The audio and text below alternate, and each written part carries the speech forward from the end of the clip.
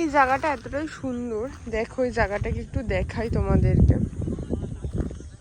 হাঁটি হেঁটে হেঁটে অনেকটা রাস্তা যাওয়ার পরও ভীষণ ভালো লাগছে। দেখো এটা চাষের জমি অ্যাকচুয়ালি, এখানে চাষ হয় মোটামুটি। দেখো এখান থেকে আরো ভেতরে, এটার পুরো ভিডিও আমার ফোনে নিশ্চয়ই দেওয়া আছে। তো জায়গাটা আমি দেখাই কি কতটা সুন্দর।